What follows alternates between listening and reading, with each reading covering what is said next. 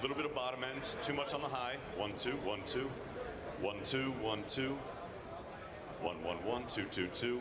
That sounded good right there. Thank you very much.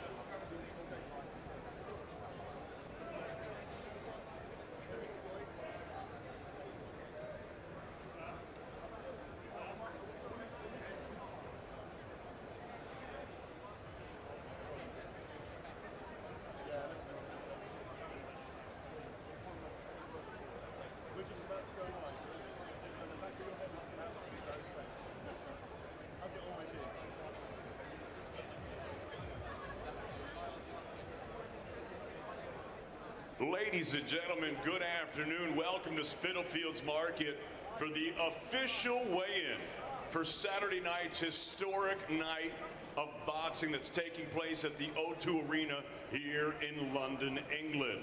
It's all being brought to you courtesy of Mr. Eddie Hearn of Matchroom Boxing. Sponsored by William Hill, StubHub, JD Sports, and Wow Hydrate. Now, ladies and gentlemen, all of the action will be broadcast live around the world, exclusively here in the United Kingdom on Sky Sports Box Office, and exclusively in America on ESPN+. So we've got a great night of boxing, like I said, 10 fights, 5 title fights, 2 world titles, and of course, at the top, 1 unification, Lomachenko versus Campbell. So let's go ahead and get this weigh-in started. We're going to go ahead and start with a 4-round super featherweight affair, and we're actually going to do it at a limit of 9 stone 6 pounds or 132 pounds. So our first fighter coming up, he's a 15-fight veteran hailing from Telford, Shropshire. Please welcome Davies.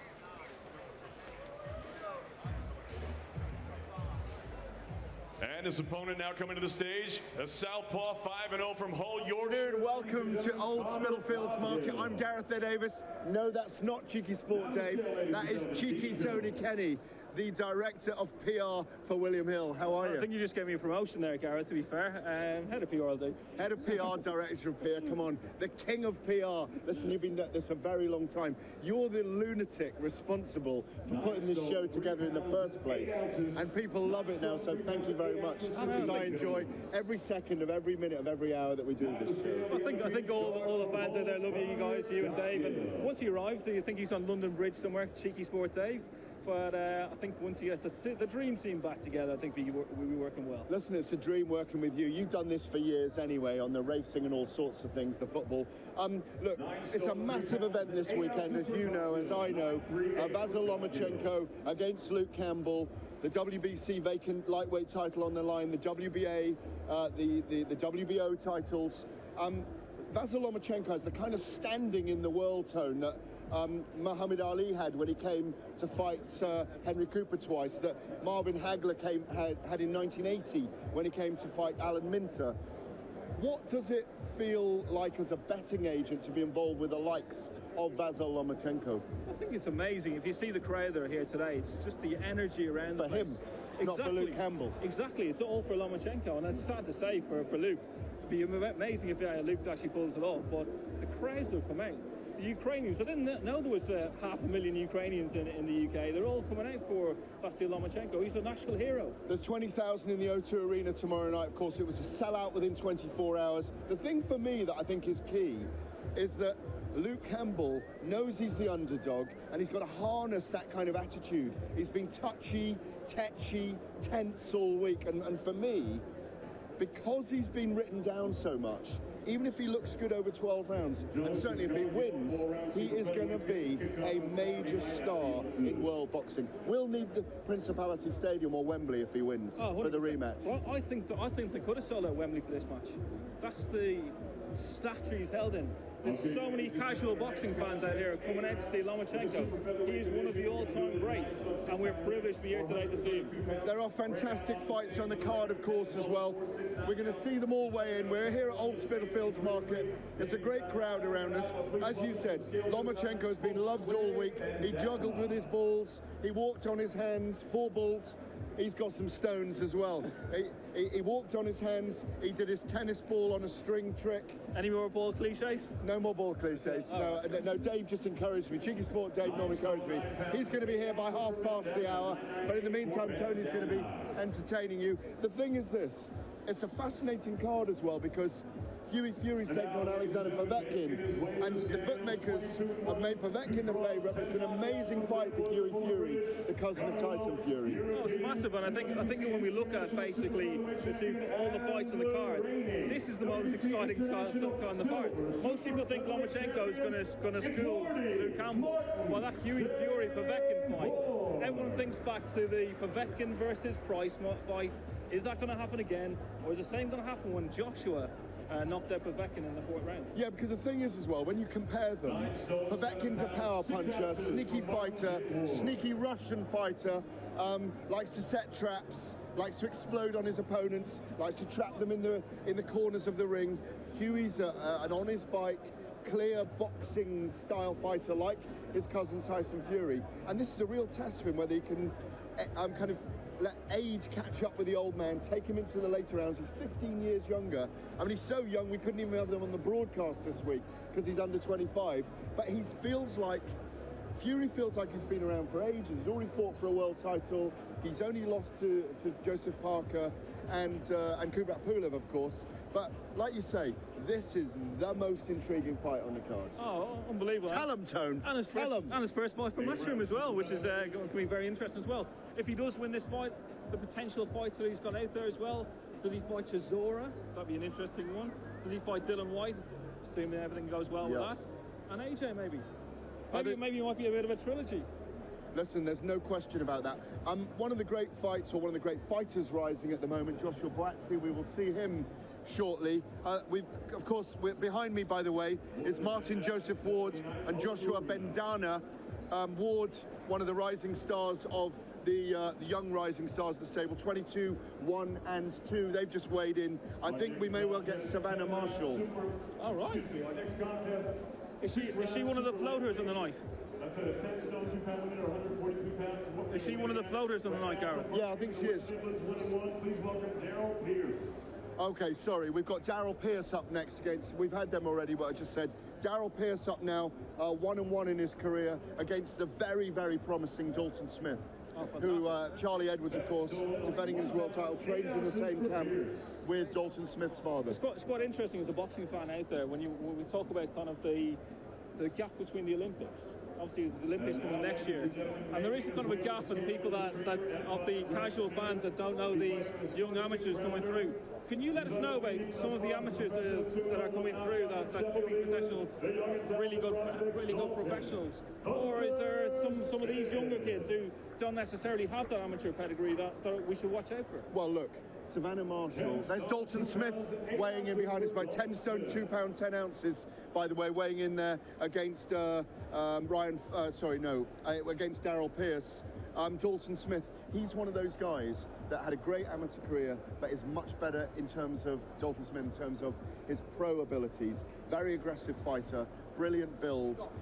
We won't know till the Olympics next year who are the stars coming through. Look what Savannah Marshall did in the Olympics. She was the world champion, #1, going into the London 2012 games. I think she's about to weigh in very soon. But it's taken her 7 years to go to really make her way. She tried for Rio as well. She won a Commonwealth gold, but it's taken her 3 years as a pro. She's only had 6 fights. She went under the Mayweather banner. She's trained by Peter Fury. She's got real star class, but it's very tough to make it. But it's exactly the same for the young guys.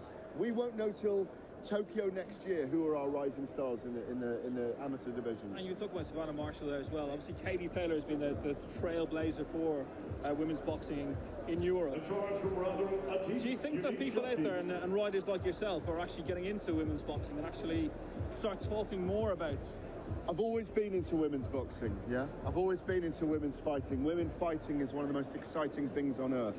It's even, look, men's fighting, men's boxing, men's MMA is an unnatural thing. You know, it's a 0.01% of the world's population do it professionally.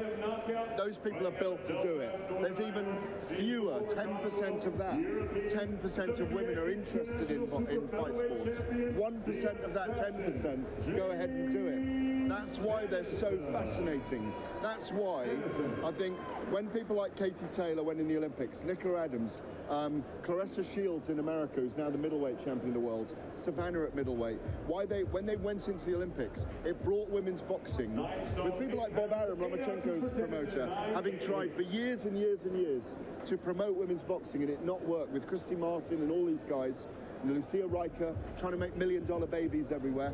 Finally, it's the time. Katie Taylor's working in America, Claressa Shields, Savannah Marshall. I spoke to Savannah earlier this week. It wouldn't surprise me, Tony, in the next 2 years to see an all-women's card in Vegas at the MGM Grand or the T-Mobile Arena. But they need all those women on the card together to fill out the arena. Yeah. That's what I think will happen eventually. And we need it because women's boxing is fantastic. And Katie Taylor leads the way. Of course, later on we're going to see Charlie Edwards, a bit of his M&M look as well.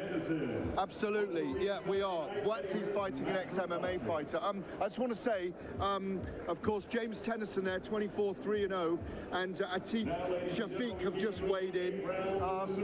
And that's going to be for the vacant World Boxing Association International lightweight title. That's going to be a terrific fight. I think that what they've done, Matchroom, they've even put some of the fights free on Facebook on Saturday night as well. That's what the UFC did years ago, putting fights on Facebook, teasing it up, getting people to enjoy it, getting a taste of it, and then maybe coming to the pay-per-view.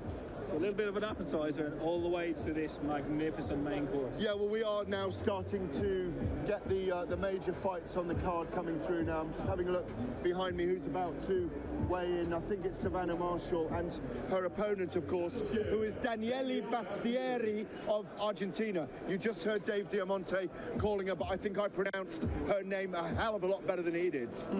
But he's not fluent in Spanish. He's fluent in cigar bars. Do you know what, Gareth? It's going to be a cracking show. And for a cracking show, we need a cracking presenter. So oh, he's finally here, is he? He is here. Is he in his green cap? He's here. Did he needed a police... 11 stone, 12 pounds for Bastieri there. Of course, it's a 12 stone fight, 168 pounds, middleweight fight. I think it's middleweight fight, isn't it? And I think maybe it's at super middle tonight. I see Dave in the corner of my eye, and Mr. Cameraman, you're going to need an extra lens for this shirt. Dave, come on in. Hello. Hi, Dave. How are you? Thank you very much, Mr. Tony. Cheers, Tony. Thank you very much. How's it going? Yeah, I'm good. How are you doing? So we got good that you made it. Welcome. Glad to be here. Where am I? What are we doing here? Yeah, we're at Old Spitalfields Market. We're not starting the show again. We're just carrying on. It's great to have Dave here, of course.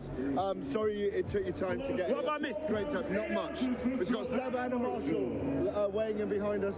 166 pounds there, of course. Fighting Gabriele Bastieri of Argentina. Now, I know that these two fought in the amateurs as well. Yep. And that Savannah won in the amateurs. Savannah is very ambitious at the moment. It's taken her 3 years since turning pro to get just 6 fights, Dave. Imagine that as a man. It's not right. She's really going to try and push on now and wants the Claressa Shields fight, the world middleweight champion, by the time she gets to about 20 fights. And she said she's going to do it in a year and a half. In a year and a half to get up to 20 fights, 14 fights in 18 months. Once a month she wants to fight, basically. Oh yeah, Eddie said she's also on the card in October.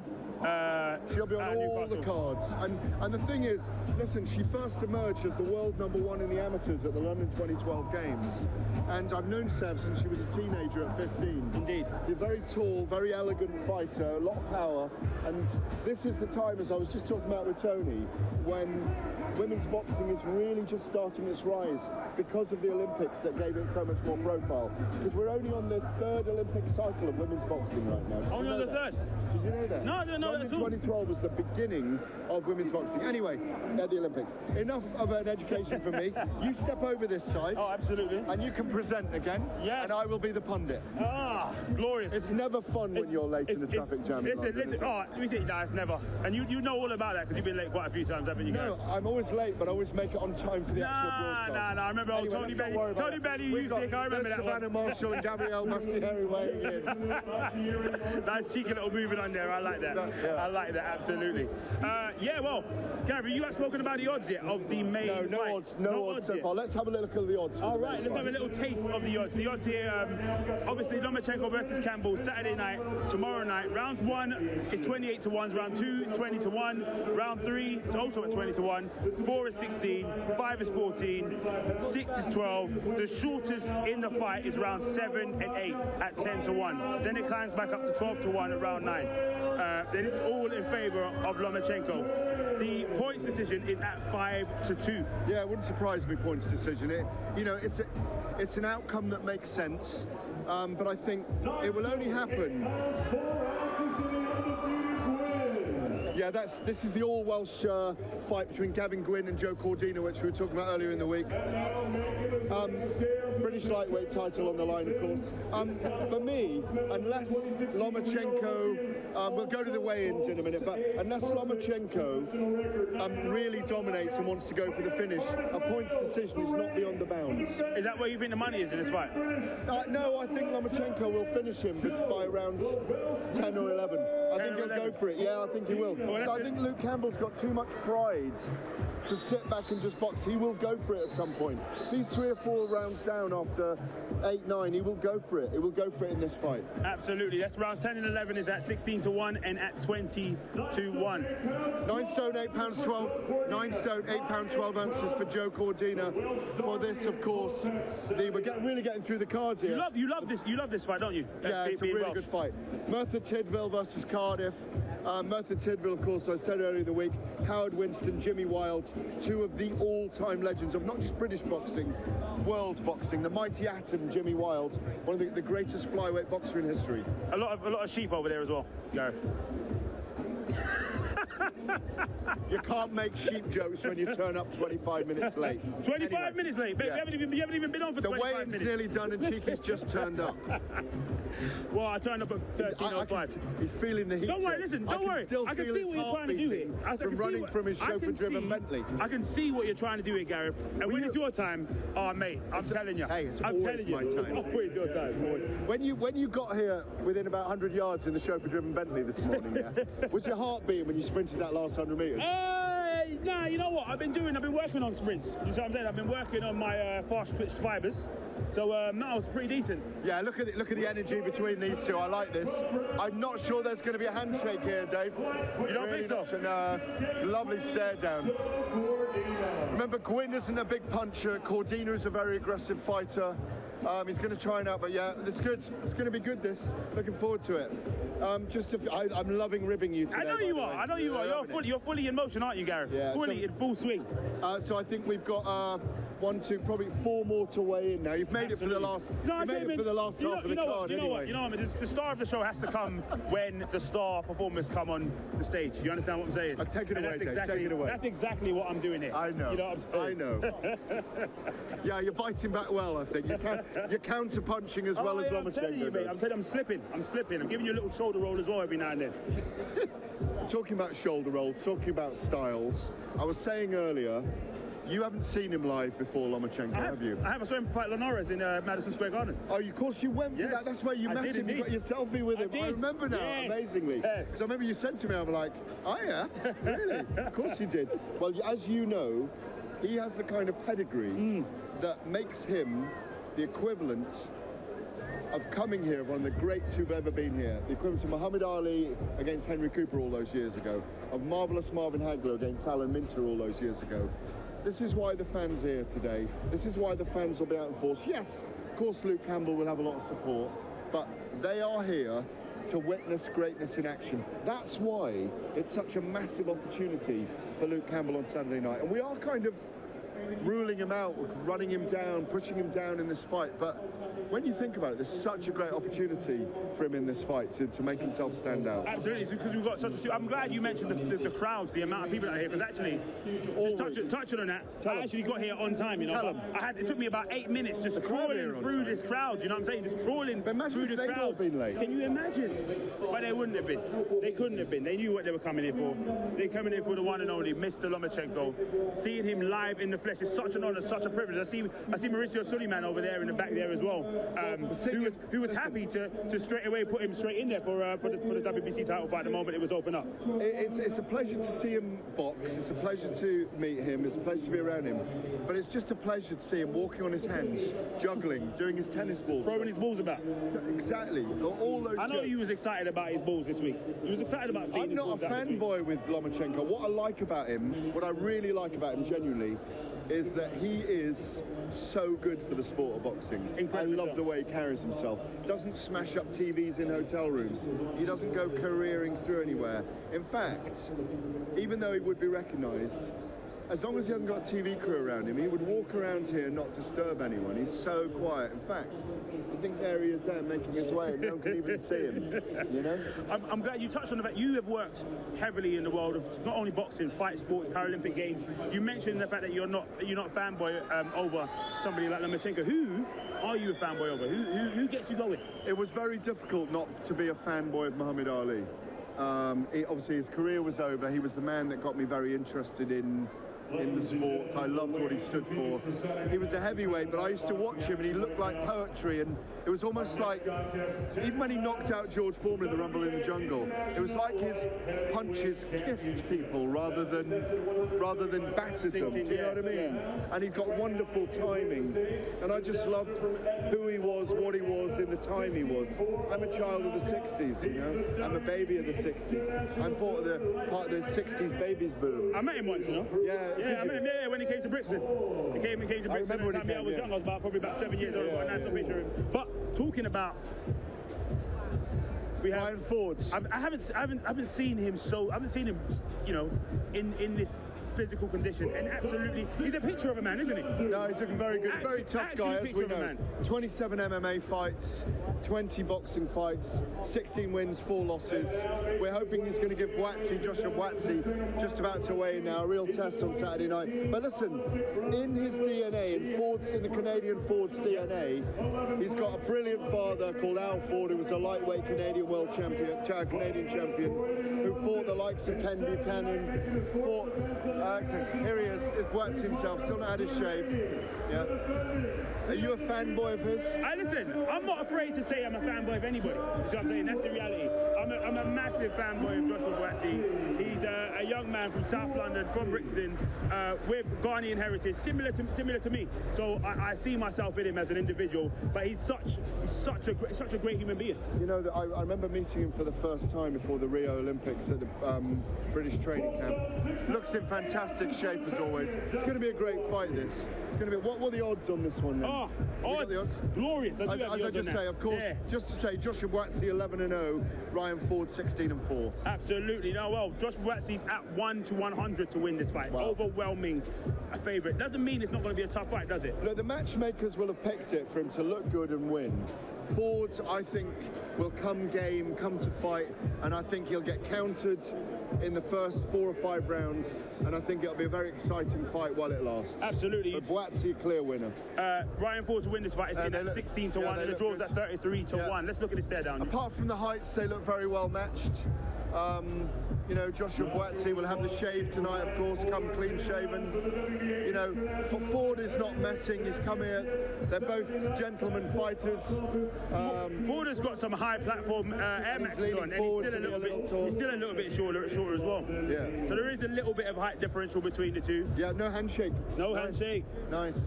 It's almost it's almost game on time, isn't it? The beard comes off, then it's game on time tomorrow night. No, the game was on there. Yeah. I haven't seen Joshua pulled away from an opponent before. Joshua Buatsi pulled away from an opponent before in a way. What does that fight with AY, you know I like to call him, Mr. Anthony Yard, what would that do psychologically to the likes of Joshua Buatsi? What if he was having the fight? No. What happens against Sergei Kovalev? What you mean, of course, for those watching, where Anthony Yarde, of course, lost to Sergei Kovalev last weekend. It will make him, as we spoke to him earlier in the week, it will just make him be much more cautious about not taking anyone for granted, about making sure that he never forgets that you can lose at any time in boxing. You're only ever one punch away from a loss. It's a very precarious, perilous sport. Everything's on the line every single time you step into the ring. Now, of course, Joshua Buatsi is a William Hill ambassador, a fantastic William Hill ambassador. Those people that haven't seen him fight or do not know too much about his 11 fights, what can they expect from him stylistically tomorrow night? He's a very strong light heavyweight fighter. He's a fantastic jab on him. He's got a brilliant chin. He's got a great engine.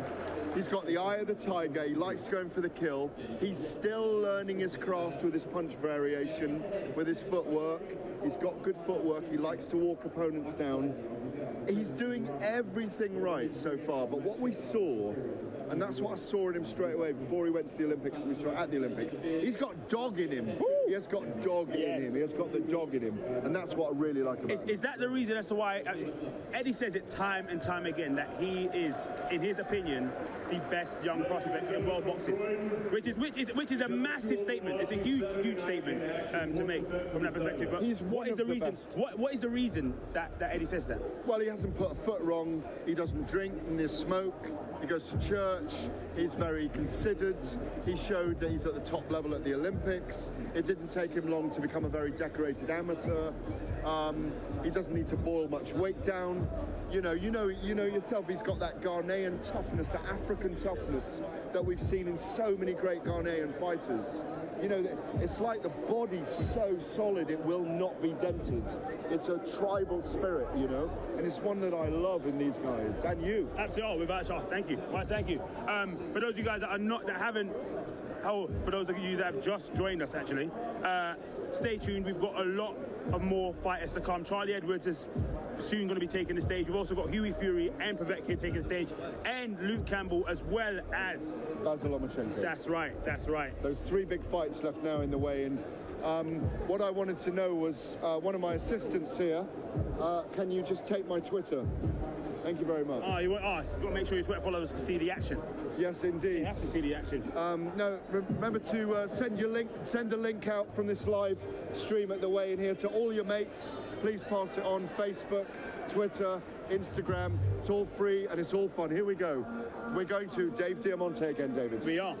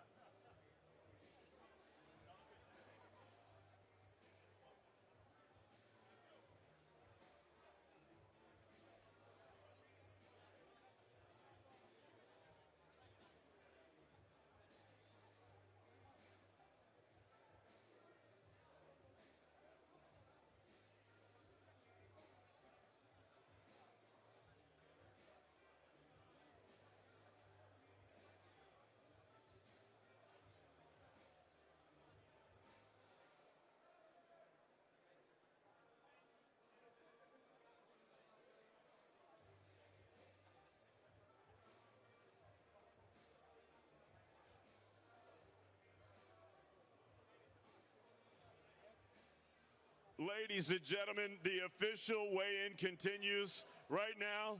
12 rounds of boxing for the WBC Flyweight Championship of the world. Contested at 112 pounds or 8 stone dead. Right now, making his way to the stage, the challenger. He's with his manager, Mario Aceves Gallegos, fighting out of Mexico City, Distrito Federal, Mexico. His professional record, 14-1, 11 big wins, coming by way of knockout. Saturday night, he'll be making his first attempt at his world title. Please welcome to the stage, Julio Cesar El Rey Martinez.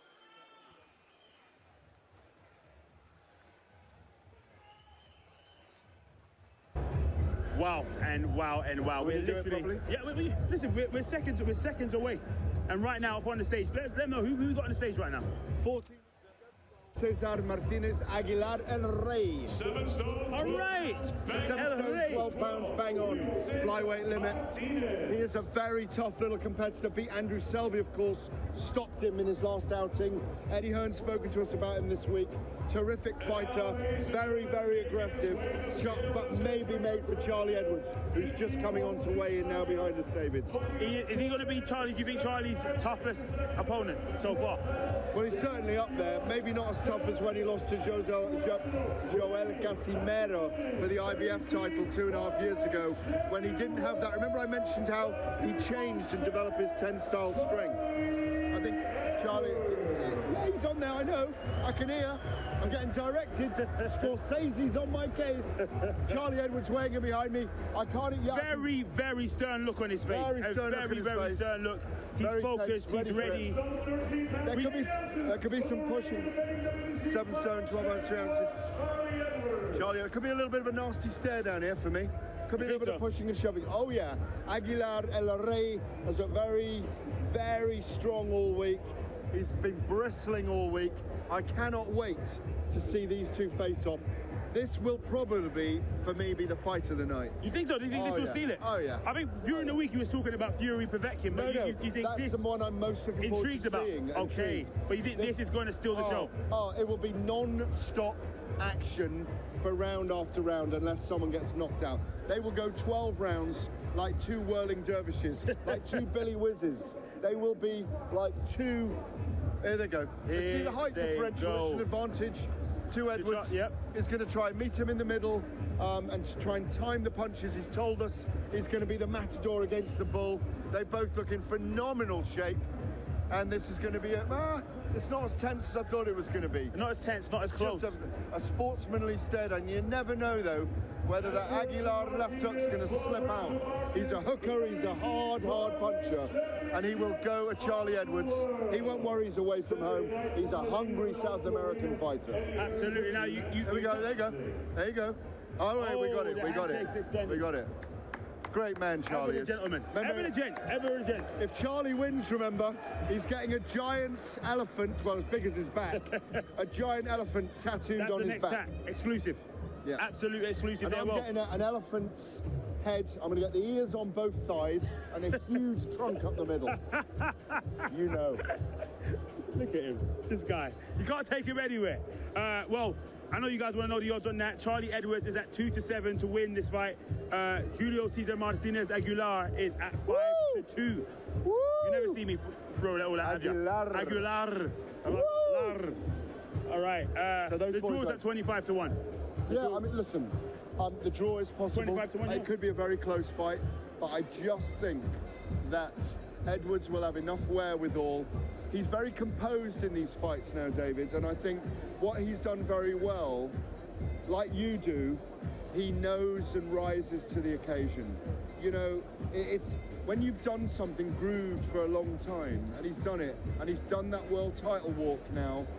He lost the first time, he learned from the inexperience he had against Casimero, as I said, but it means so much. He's motivated deeply by the health or ill health of his mother. There's no way Charlie Edwards is giving up the belt without a titanic struggle. Absolutely. The crazy thing about him is he's an absolute character. He's an absolute character in the ring, he's an absolute character outside the ring, he's an absolute character in training and out of training. And he's one of the most motivated individuals that me and you know in the sport of boxing, isn't he? As he's just saying, I put everything in, I can't do more than I do. As he told us, he just switches off his thought process. He lets doubts come in, he lets them go out again. He switches off the thoughts processes on the night, and he allows himself to be a warrior spirit. He believes in very spiritual things, and he believes that he's in his own office, in the right office on the Saturday night, and he lets all his practice, all his training, all his experience take over. How do you see this fight going on Saturday night? I think Aguilar will come out fast. I think Charlie will sit back a little bit and try and counter him. As Aguilar attacks, I think Charlie will counter him well. Who gets ahead in the first 4 rounds could dictate how the fight goes. And if Charlie gets ahead after 3 or 4 rounds, I do think he'll begin to dominate and Aguilar will get desperate and he will come more and more aggressively. But I do think this may well go the 12 rounds. It so often does with the flyweights at this level because they're so fit, so small, so tough. Remember, it's not heavyweights punching each other. These are the smallest men in boxing.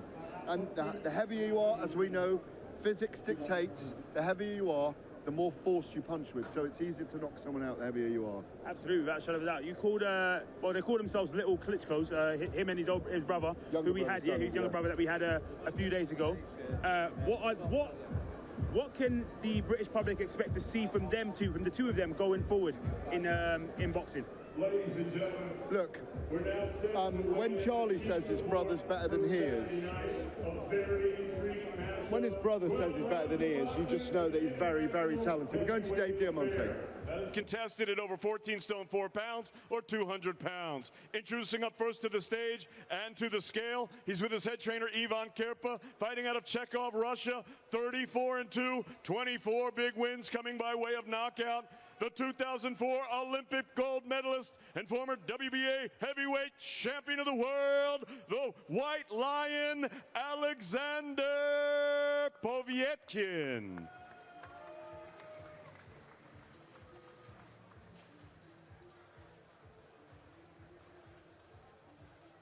Gareth, let him know. He looks a little bit flabby to me. You think so? Yeah. 16 stone 2 pounds for Alexander Povetkin. He's not 16 stone, I'll tell you, 16 stone 2 pounds. Do you know, I think he's overconfident in this fight against Hughie Fury. And now really making his way to the scale with his head trainer and father Peter Fury's got so much to prove in this fight. First fight with Matchroom, lost to Kubrat Pulev, beat Samuel Peter, of course, in Saudi. He's got a big opportunity here against a guy who I believe is number 5 in the world as the cousin of Tyson Fury. And he looks in great shape. Looks like he looks in absolute tremendous shape. Yeah, no fat. He looks lean. He looks in, Yeah. 8 pounds heavier than at 16 stone 10 than Povetkin. Remember, Povetkin sets traps. As I said, he's a sneaky Russian. He sets traps, you know, and he's that typical Eastern European fighter. Very good jab, brilliant hooks when he's got you trapped on the ropes. This is the fight that's seeming to intrigue most people. People are wondering, how's it going to go? Why has Fury taken this fight? He didn't need to. People usually take a nice little softener, a sweetener when they step into Matchroom. What does he know that we don't know? Or what does he know that maybe Povetkin himself doesn't know? Well, Peter Fury, of course, his father, who was the mastermind behind Tyson Fury going to Dusseldorf in 2015 to take all the world title belts, apart from the WBC, from Vladimir Klitschko. Self-belief is what it is. Ability to know that they're a great boxing family. They're fighting in the DNA. I like the stare down here. Hughie looks very tense, looks up for it. Povetkin, confident as always. Olympic champion in Athens. 30-2 as a 30 wins, 2 losses. As a heavyweight, as a professional, it's going to be a great fight. They both look really up for it, David. Really looking forward to it. It's a very, very, very, very tense stare down. Yeah, it was very tense. It's like I said, it's a fight, the fight that people are most intrigued about seeing. The fight that most people are looking at and thinking, how is this going to go? Well, the reason people are asking that is we haven't seen a lot of power from Hughie Fury. Yes. And Povetkin is a dangerous fighter, very explosive, lands with a lot of power when he's got you up against the ropes. Hughie has so far against Joseph Parker entered a boxing match, never put himself on Joseph Parker, never able to impose himself on Kubrat Pulev, who's also in the top 4, 5, 6 in the world. What we want to see from Fury on Saturday night is a good boxing match early on in the fight, but then imposing himself on a man 15 years his senior at 39, and just showing that he can do a job. You can break Povetkin's heart. We've seen it before. He gets tired. If he takes him later into the fight, I think he's got a great opportunity. But I do think that Povetkin's dangerous early with the knockout. Well, the odds on that, Hughie Fury to win the fight is at 6-4, and Povetkin is the favourite at 8-15. Well, that's right. That is right. He should be the favourite. The draw in this fight is at 25-1. That's not going to happen, is it? Well, you never know. Expect the unexpected in boxing. It may not, but I personally think that Povetkin's dangerous early, and then as we get later on in the fight, Hughie comes into his own. We're going to Michael Buffer. Let's do it. The fight we've all been waiting for. Olympic gold versus Olympic gold. And it's all brought to you by Eddie Hearn for Matchroom Boxing in association with Bob Arum's Top Rank Incorporated, with sponsorship provided by William Hill, JD Sports, StubHub, and Wow Hydrate. 12 rounds of boxing is the main event, and it's for the unified WBA, WBO, and vacant WBC Lightweight Championship of the World. Let's bring the fighters to the scale, ladies and gentlemen. Let's welcome them to the stage. You're not getting them up now, are you? Are you not getting the fighters up now, are you? You need to wait for us. Yeah, they should have told you to wait for us. We're standing by, folks. We're going to do that again for TV.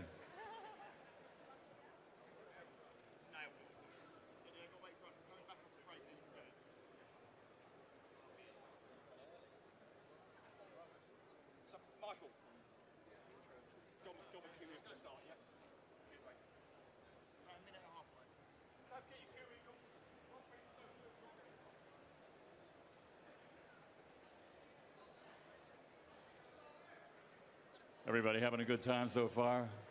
Welcome to the magic world of television. We'll be underway in just a few minutes.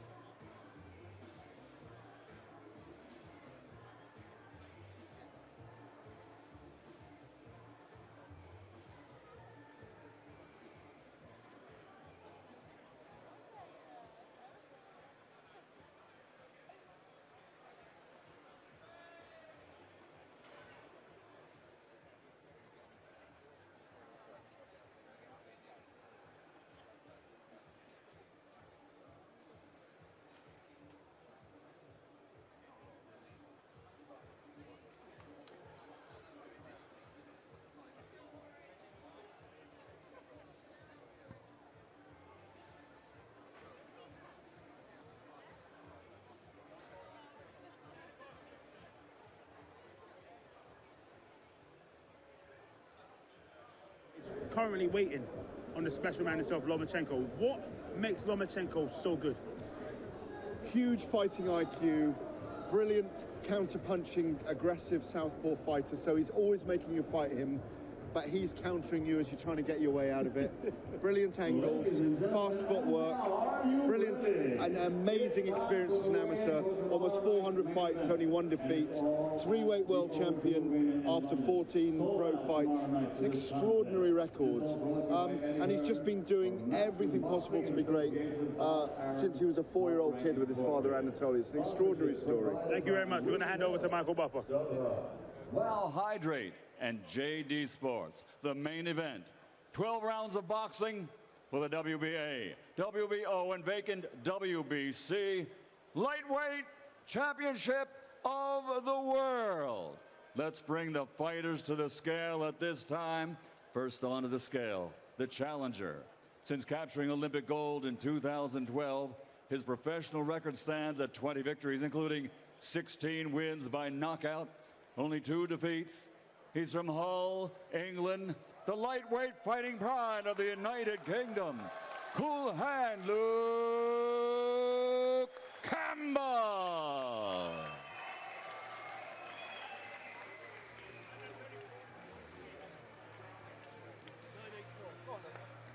Nine stone, 8 pounds, 4 ounces for the challenger, cool hand, Luke Campbell.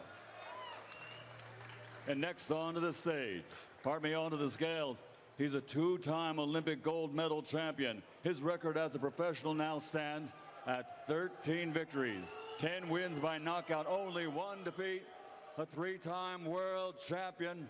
He's the former lightweight, the former featherweight, the former super featherweight world champion, and the reigning, defending, unified, lightweight champion of the world from Akkerman, Ukraine, the reigning and defending champion, Vasily Lomachenko.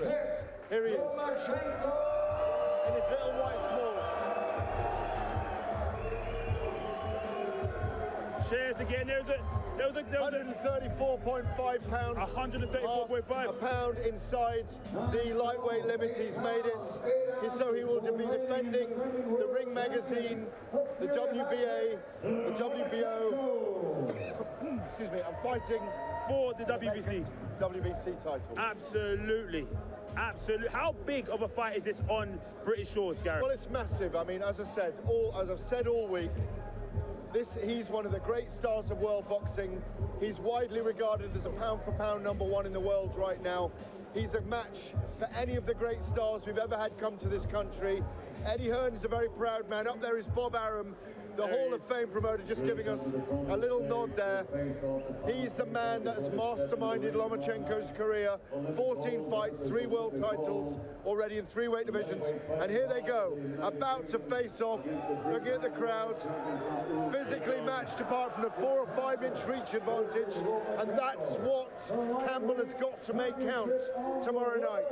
The reach advantage, keeping him away the whole time. Not letting Lomachenko get in close. He said his game plan is to hit him many times, hit him hard, and to mitt him many times. Great. Is that what you go for? Exactly. You go for that as well, yeah? I'm just touching you at the moment. I know, I see you. Look at the stare down. Look at that. What a great stare down. There's a little smirk there on Lomachenko's face during that stare down. Both Olympic champions. Do you know what? I'm watching him now. I'm going to predict this. Go on. It's going to be a body shot, left-hand knockout in the 8th round. In the 8th round, that's a 10-1. Body shot and a right-hand hook knockout from Lomachenko in the 8th or 9th round. That's at 10-1 with our odds. You won't get a better price at round betting.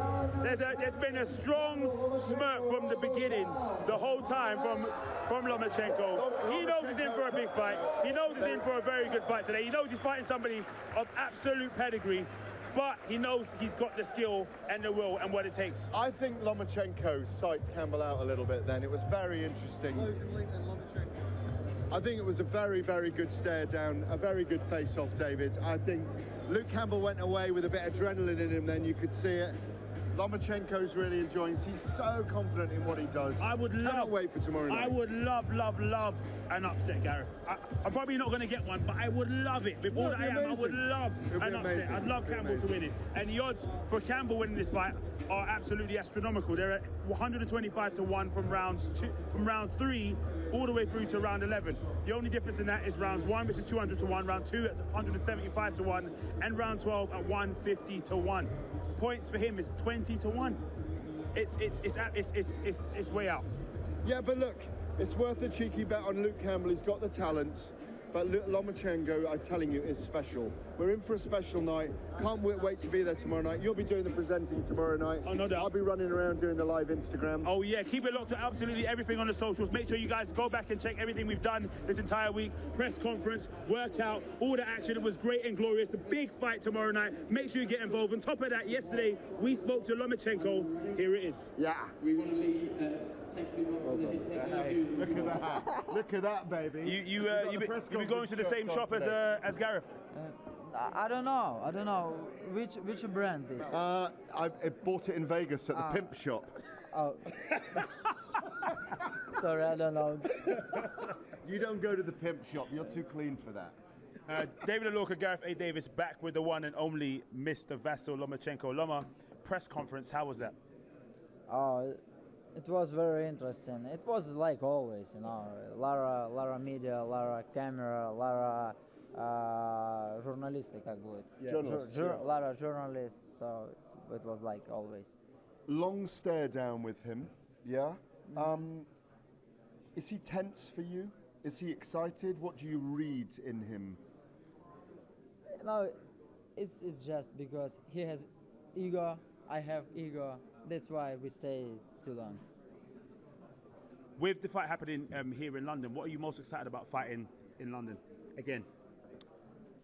You know, yesterday I was surprised about my support, about fans, and after a couple of days, Saturday night, I hope a lot of fans come to support me, and I will be feeling the same feel like it was yesterday. You're going to party on Saturday night? Yeah, что за... Are you going to party on Saturday night?